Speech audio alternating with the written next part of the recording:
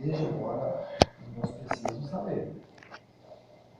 Nós temos um longo percurso, irmãos, para caminharmos. Eu disse para o irmão Reinaldo que nós não sabemos quando vamos terminar esse estudo, porque é um estudo bastante longo, não é? Agora, é claro que, à medida que os irmãos tiverem necessidade, irmão Reinaldo, a gente interrompe, depois continua, enfim, podemos fazer por etapas também, não é? Mas bem, irmãos, vamos então falar um pouquinho a respeito do Apocalipse, mas os irmãos vão ver que hoje mesmo eu vou resgatar alguns outros textos, porque nós não podemos estudar este livro sozinho.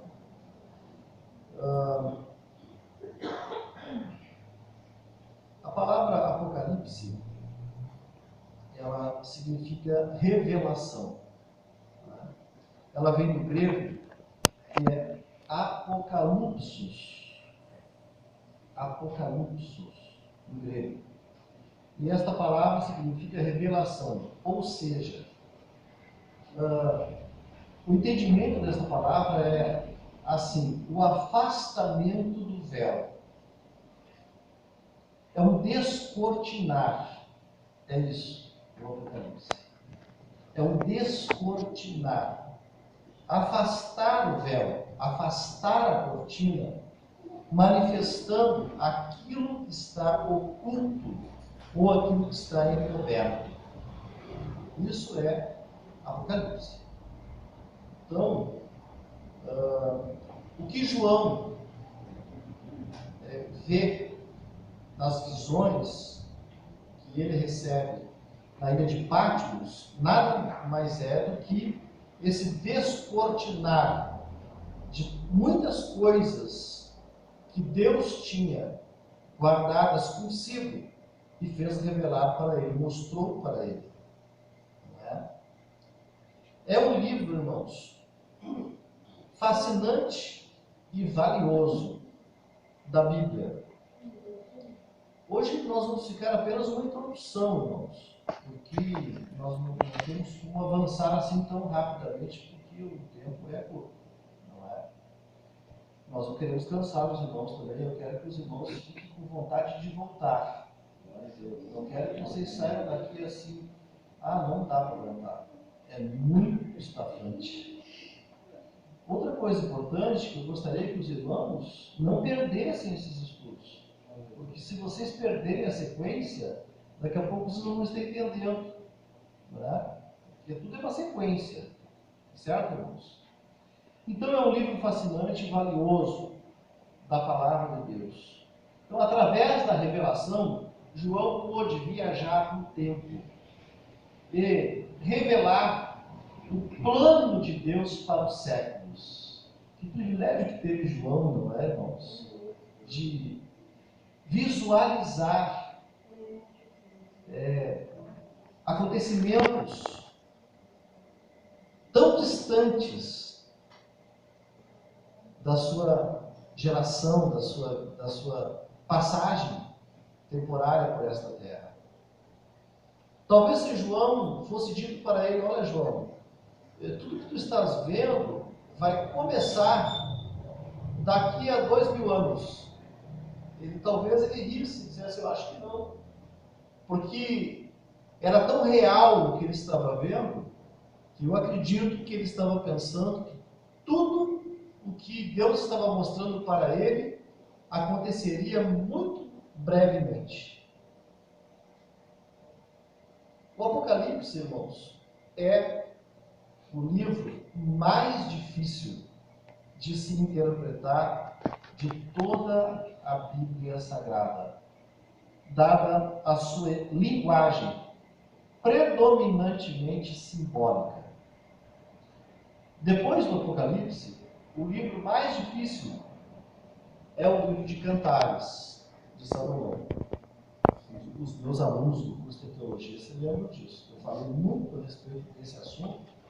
Eu disse: olha, vamos estudar o livro de Cantares, mas quero vos dizer que depois do Apocalipse é o livro mais difícil de ser interpretado. Também dada a sua linguagem altamente alegórica. se é que nós devemos seguir a interpretação dada pelos pais da igreja ali por volta dos 3 primeiros séculos da nossa era.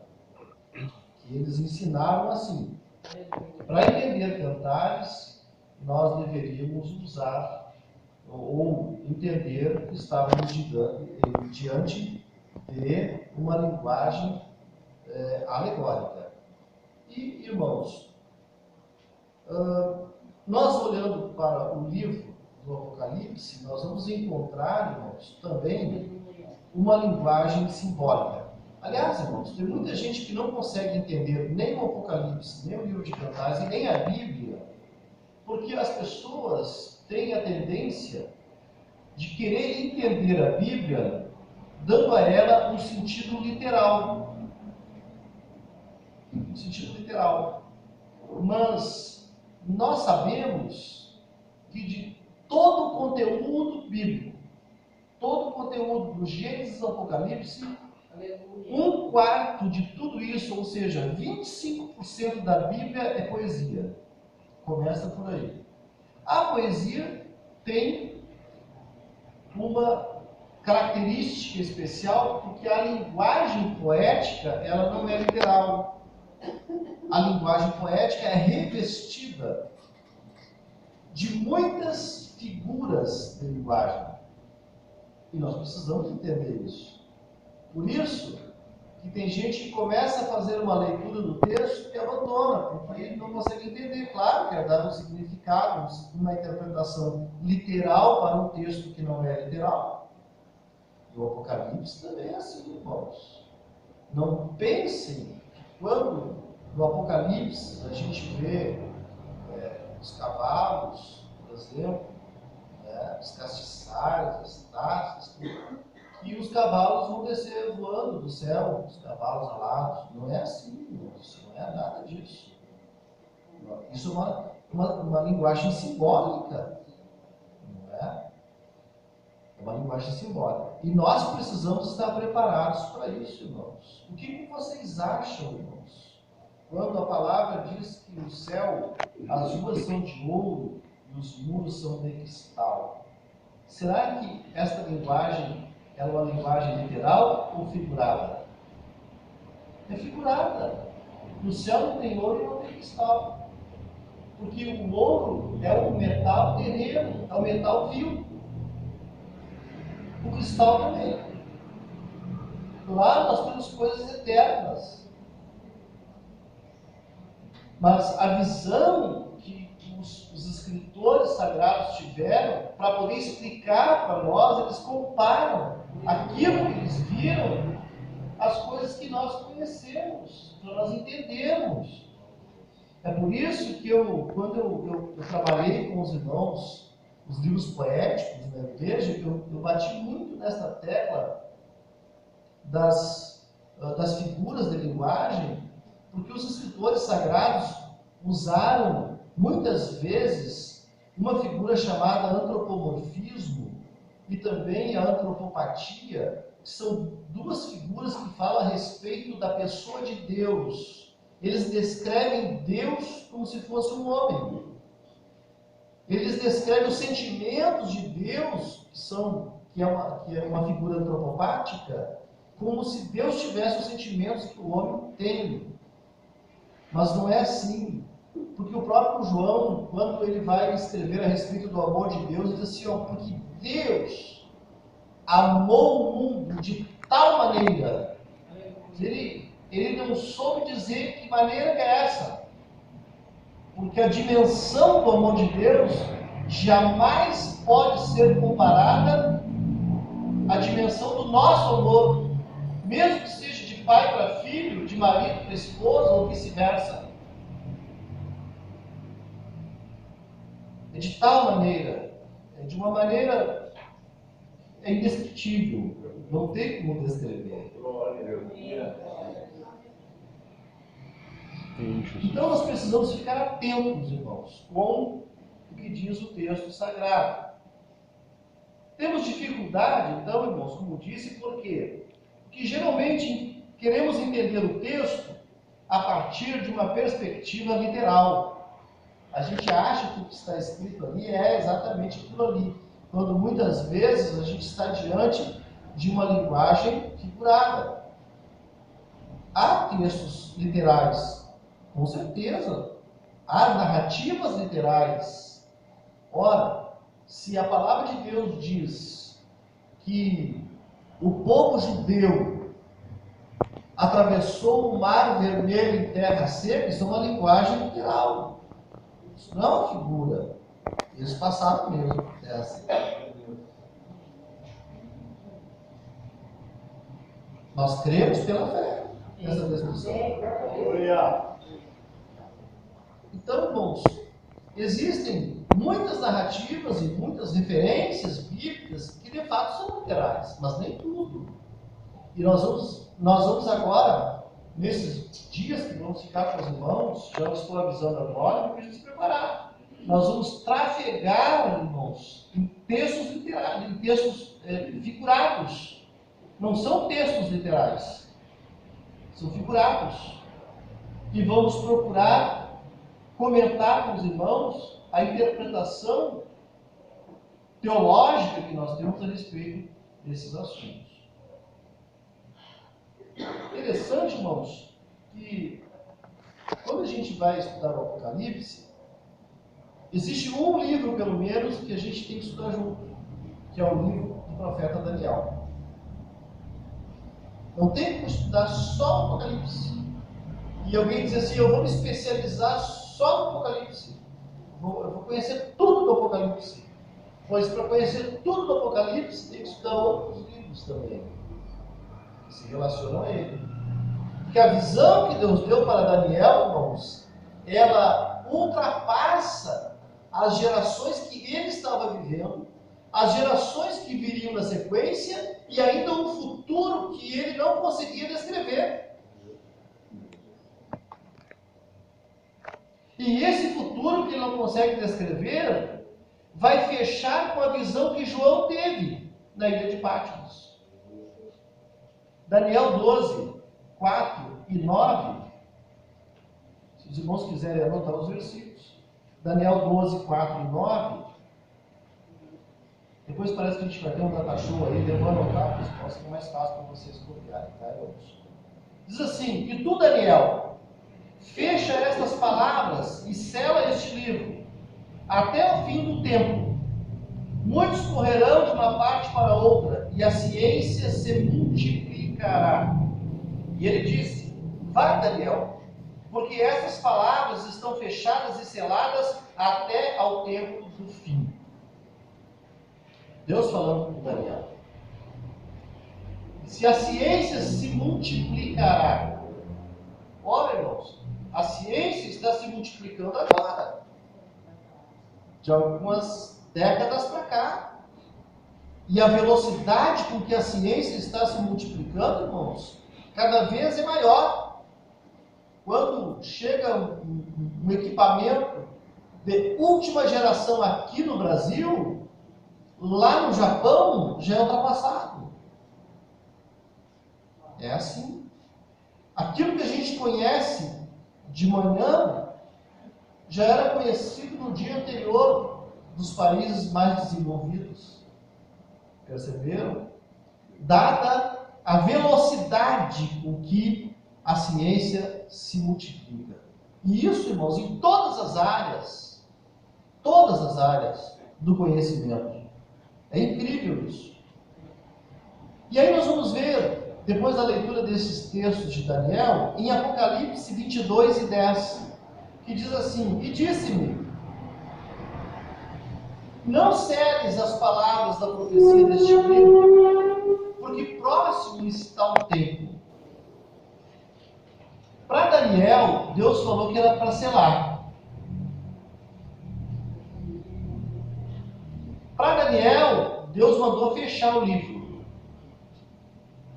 E ele disse, porque estas palavras estão fechadas e seladas até ao tempo do fim. E agora para João, na ilha de Patmos, Deus diz assim, irmãos, não seles as palavras da profecia deste livro, porque próximo está o fim. Próximo está o tempo, diz o Senhor para ele. Que tempo é esse, irmãos? É o tempo do cumprimento, ou do início do cumprimento das profecias que Deus tinha dado, inclusive para Daniel.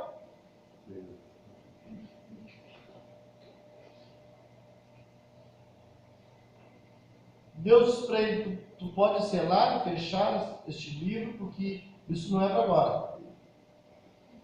Para João, Deus falou assim: não seles as palavras deste livro, desta profecia, porque próximo está o fim. Aí surge assim, por isso que João certamente tinha a impressão de tudo que ele tinha visto ia acontecer dali a pouco. Mas já se passaram mais de 2000 anos desta visão. E aí a gente se pergunta, não é, irmãos? Mas e aí? E aí? A palavra diz que para Deus um dia é como 1000 anos. E 1000 anos como um dia. Aleluia. O certo é, irmãos, que Deus falou para João, dizendo: porque próximo está o tempo. O tempo está próximo. Jesus, quando vai falar para os discípulos a respeito dos sinais, enfim, que eles estavam preocupados, o Senhor Jesus disse para os discípulos: olha, vocês são pessoas inteligentes, vocês sabem reconhecer os tempos e as estações, quando está próximo o verão, quando está chegando o inverno. Nós sabemos reconhecer quando o tempo está para chuva. Não é assim? Está se preparando. Quando sopra um vento, alguém já sai correndo, vai recolher a roupa, vai chover, tem chuva. E Jesus disse: vocês são inteligentes, vocês sabem reconhecer os tempos, as estações. Então prestem atenção nos sinais que eu estou falando para vocês. E Deus está dizendo para ele: o tempo está próximo. E eu quero dizer uma coisa para os irmãos: que nós estamos vivendo este tempo. É este tempo. Já iniciou este tempo. A igreja vive este tempo do fim. Alguém já tem dito, irmãos, que não há mais nada para acontecer a não ser a ordem de Deus para que Cristo desça do seu trono junto ao Pai e venha até as nuvens para arrebatar a sua noiva, a sua igreja. Ele está só aguardando a ordem do Pai. E mais nada, porque tudo o que ele previu já aconteceu, está acontecendo nos nossos dias em larga escala, irmãos. Olha, eu não quero assustar os irmãos, não vim aqui para isso. Tinha um pastor, irmão Reinaldo, que dizia que a gente não devia pregar sobre isso, porque os irmãos ficavam assustados. Mas se nós somos um povo que tem a esperança de ir para o céu, de morar no céu, nós temos que falar como diz a palavra de Deus: ora vem, Senhor Jesus, esperamos Jesus. É para hoje que nós esperamos, irmãos.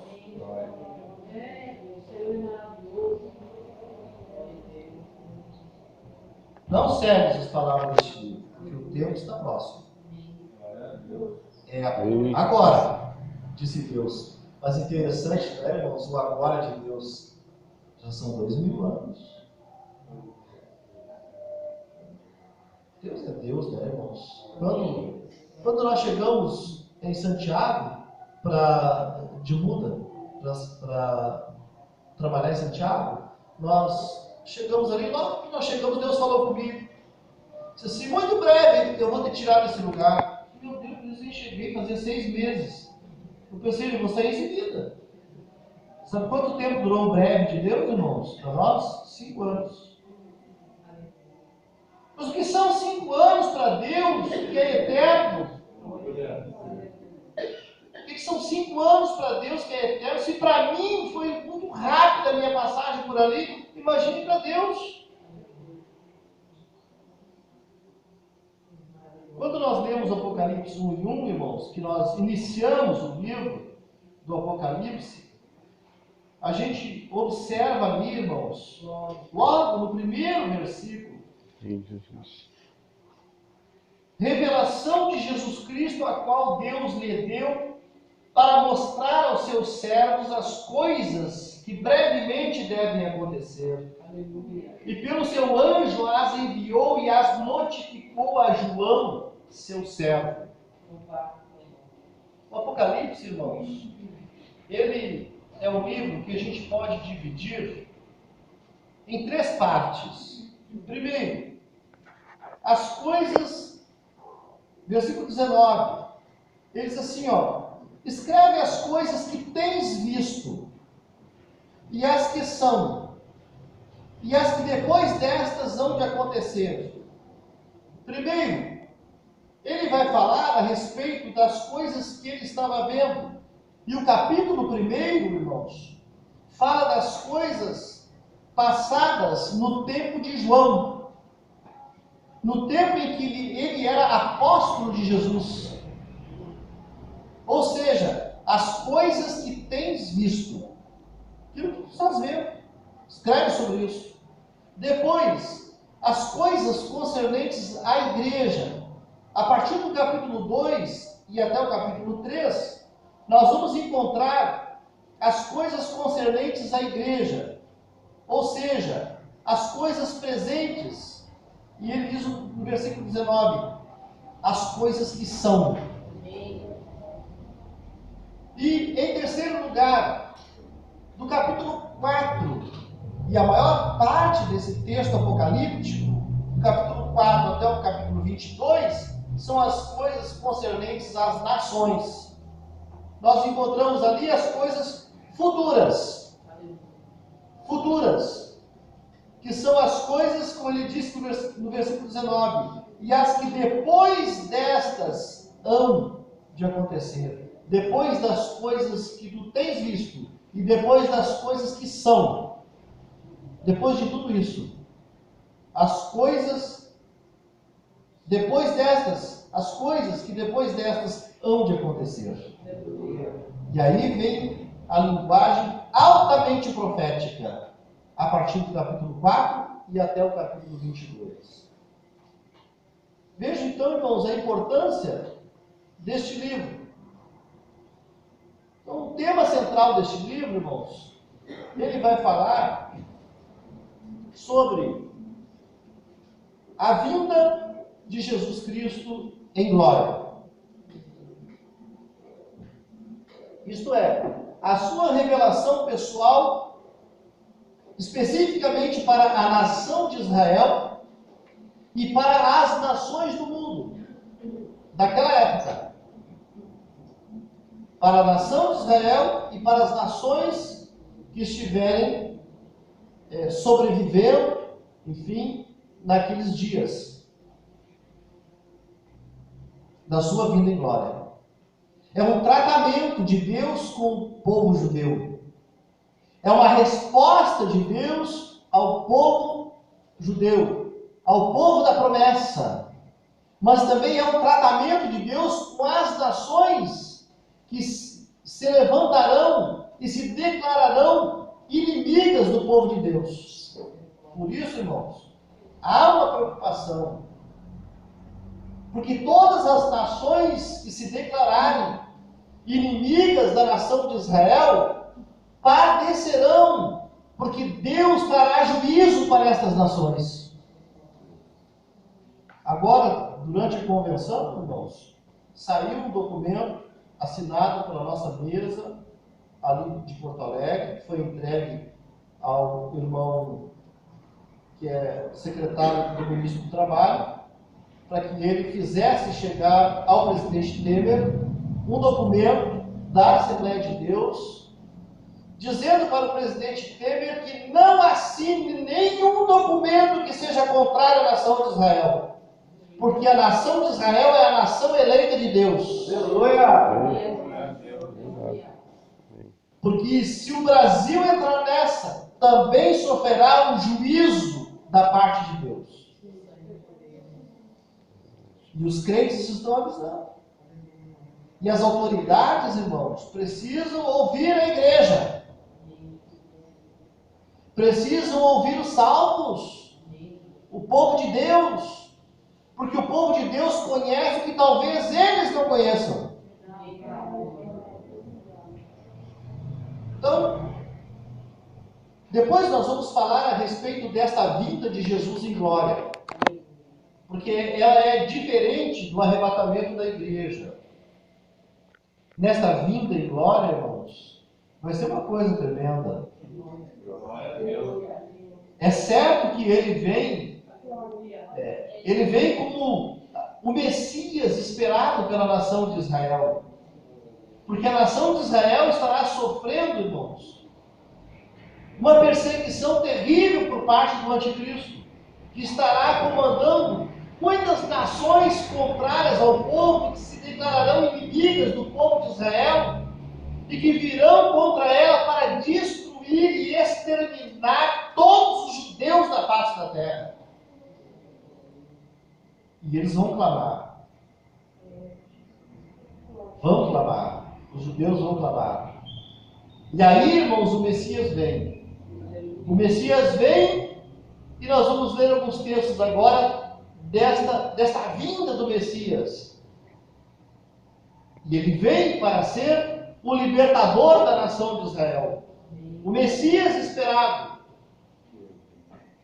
Que na verdade já veio, mas eles não creram nele. E a palavra diz, irmãos, lá no livro de Zacarias, que quando ele se apresentar naquele dia, e quando ele colocar os seus pés sobre o Monte das Oliveiras, o monte vai se fender, e o povo de Israel vai passar por aquele vale e vai escapar dos seus inimigos. E eles vão ficar perplexos diante disso. E vão querer saber quem é esse grande libertador. Eles vão pensar, é o Messias que veio para nos libertar. E ele vai se apresentar para eles. Glória a Deus. E os judeus vão olhar para ele e vão ver as marcas, as cicatrizes das mãos dele, o lado traspassado, as marcas da coroa na sua cabeça. E a Bíblia diz lá no livro de Zacarias que a nação de Israel vai se prostrar e vai chorar amargamente, porque vão reconhecer que aquele Messias é o mesmo que um dia os seus ancestrais crucificaram e levaram para a cruz e mataram ele. Aleluia. Ele vem para os judeus. Glória a Deus. Depois que a igreja vem junto, irmãos. A igreja vem junto, irmãos. A Jerusalém celestial vai pairar, aleluia, como um grande luzeiro, irmãos, uma grande luz sobre o universo. Vai pairar a Jerusalém celestial. Nós, os salvos, vamos descer e vamos pairar ali, enquanto Cristo desce a esta terra.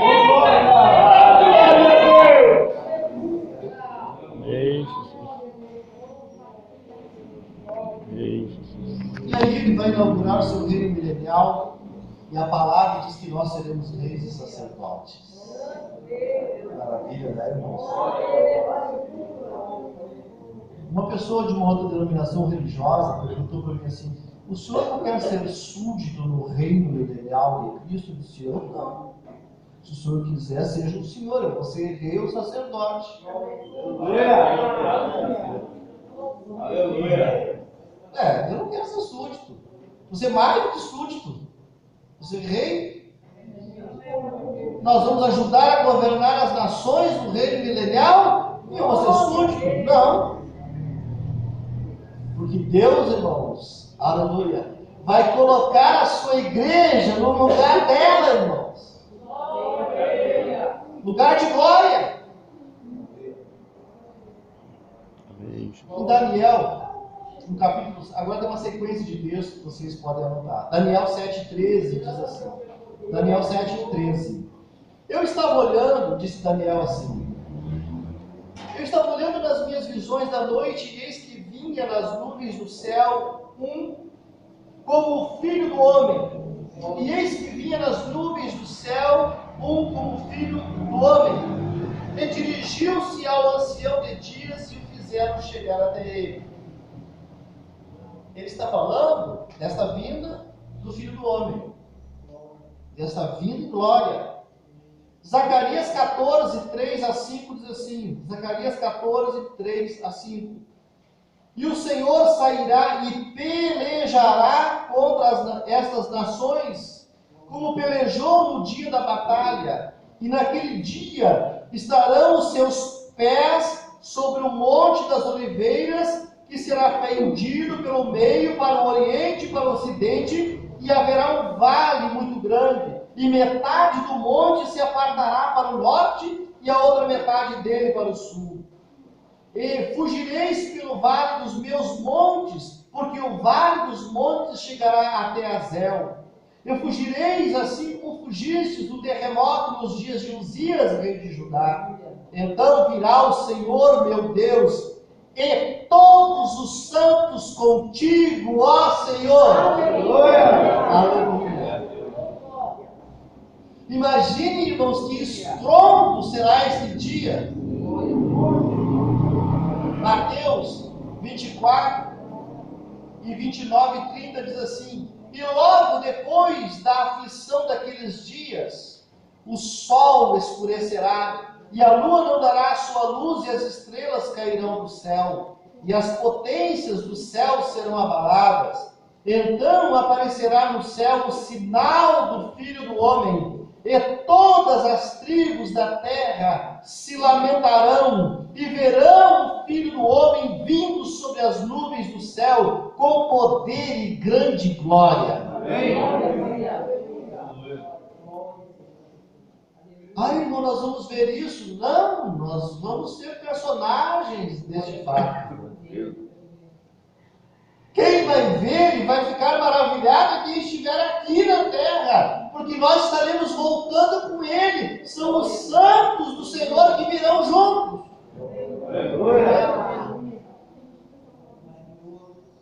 Atos 1 e 10, aquele texto conhecido nosso, que diz assim, irmãos: e estando com os olhos fitos no céu enquanto ele subia, eis que junto deles se puseram dois varões vestidos de branco, os quais eles disseram: varões galileus, por que estáis olhando para o céu? Esse Jesus que dentre vós foi recebido em cima no céu, há de vir, assim como para o céu o vistes ir. Aleluia. Sabe, irmãos, eu às vezes fico pensando que Deus já cumpriu muitas e muitas profecias que estão na palavra de Deus. Não é? Deus cumpriu. Todas as que já, de fatos que já sucederam, Deus já tinha falado e Deus cumpriu. Agora eu pergunto para os irmãos, quando a gente fala a respeito do arrebatamento da igreja, das bodas do Cordeiro, do reino, da grande tribulação, do reino milenial, será que Deus não vai cumprir isso também? Claro que vai, irmãos. Então nós não podemos ignorar os fatos, nós não podemos ficar alheios a isso, mas pensarmos que quando os sinais que evidenciam a volta iminente de Jesus, irmãos, estiverem acontecendo, como estão acontecendo nos dias de hoje, temos que olhar para o alto, porque a nossa redenção está próxima, irmãos. Às vezes eu fico pensando que a gente deita para dormir, mas não sabe se não vai acordar lá no céu da glória. O arrebatamento da igreja será silencioso, o mundo não vai ver.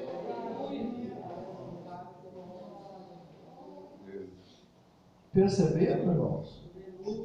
É certo que no dia da vinda de Jesus, alguém vai estar dormindo. Porque a terra, ela é ovalada, né, irmãos? E quando é noite aqui, é dia em outro lugar. Alguém vai estar dormindo, certamente. Aleluia. Mas eu creio, irmãos, eu creio que no momento assim, irmãos, da volta de Jesus, nós vamos começar a sentir algo diferente. Um pastor, uma vez falando sobre isso, irmão Reinaldo, ele disse: na vinda de Jesus, haverá uma irmã mexendo na panela. E eu acho que vai mesmo. Mexeu na panela. Mexeu na panela. Daqui a pouco ela começa a sentir algo diferente.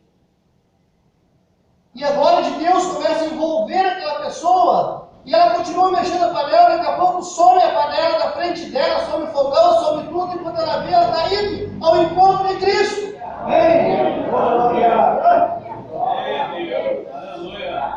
Não vai dar tempo, irmão, de ela chamar alguém, pegar o celular, ligar, mandar uma mensagem para alguém: olha, eu acho que Jesus está voltando, porque vai ser uma coisa rápida, é uma alegria que a pessoa não vai conseguir explicar, e antes mesmo que ela compartilhe com alguém, ela já estará indo ao encontro do Senhor.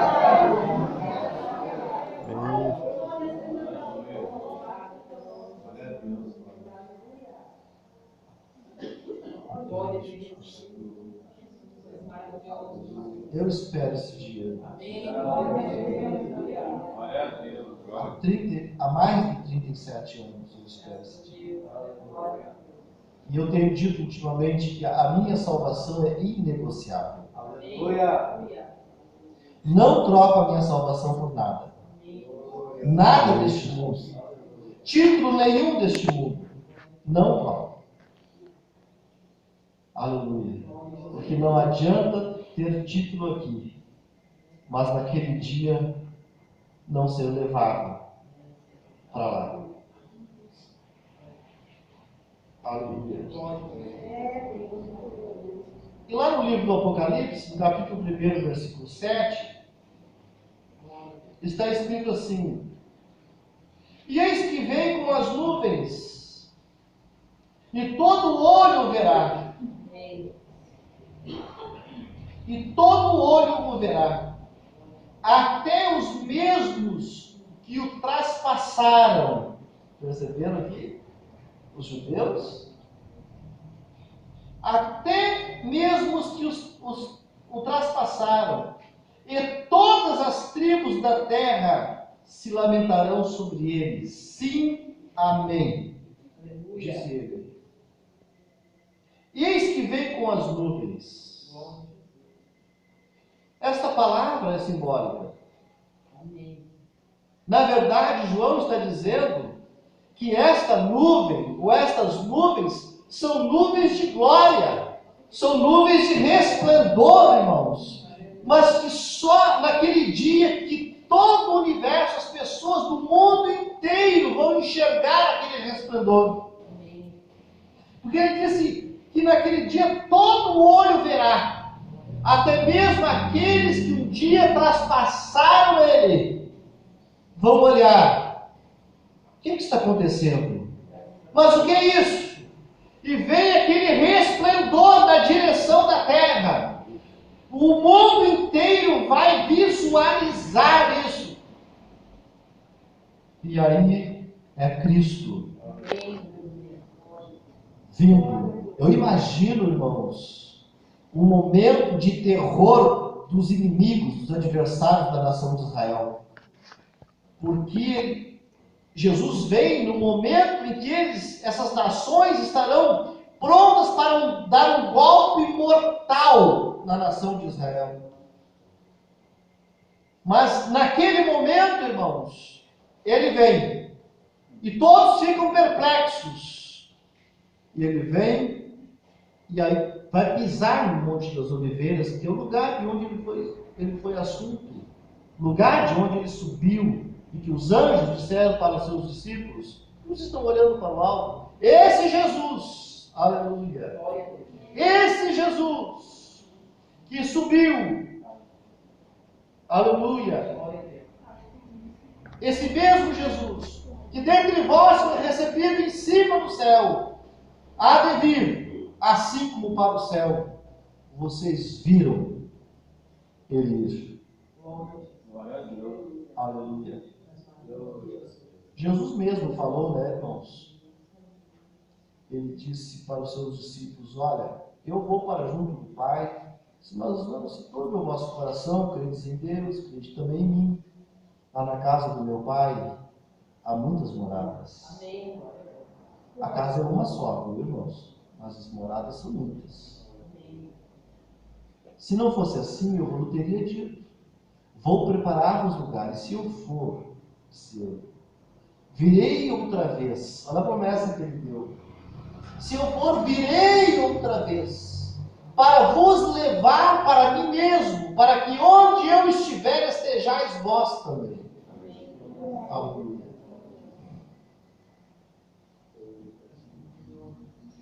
Vale a pena ser crente, né, irmãos? Vale a pena.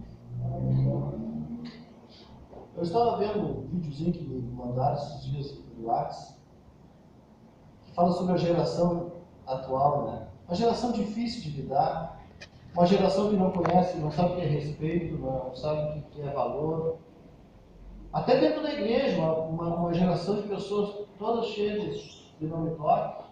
Tu não pode dizer nada, se entristece, já sai batendo o pezinho, não volta mais para essa igreja, porque eu perseguiu isso, porque não sei o quê, estou me perseguindo, não sei o quê. É assim. É uma geração difícil de lidar. Eles têm razão, eles sabem tudo, o pastor não sabe nada, o líder não sabe nada, eles é que sabem. É uma geração difícil de lidar. Mas, amados irmãos, às vezes eu fico pensando e fico glorificando a Deus quando os irmãos chegam lá na igreja matriz, os irmãos das comunicações, os corais, e cantam aqueles hinos bem antigos. Glória a Deus. Eu sinto uma coisa tão boa, irmão Reinaldo. Porque ainda são os hinos que continuam falando com a gente. E eu me lembro de um hino que dizia assim: sim, vale a pena ser crente. Ainda que... não lembro agora, né? Que julguem, sei lá, o que falem da gente. Sim, vale a pena ser crente. Que maravilha, né, irmãos? Que critiquem da gente. Mas hoje parece que os crentes, eles não querem ser criticados. Não é? Eles não querem ser criticados. Mas, irmãos, Aleluia. Glória.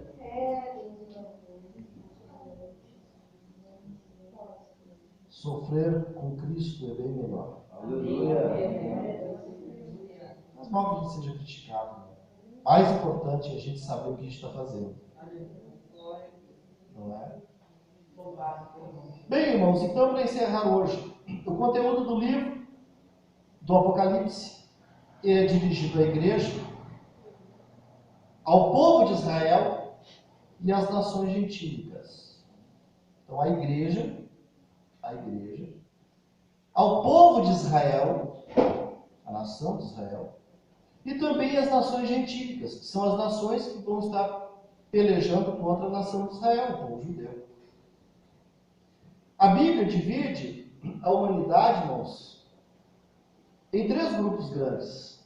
Interessante isso, né? Às vezes a gente não se dá conta disso. Mas a gente lê 1 Coríntios 10, 32, Paulo, ele diz assim: portai-vos de modo que não deis escândalo.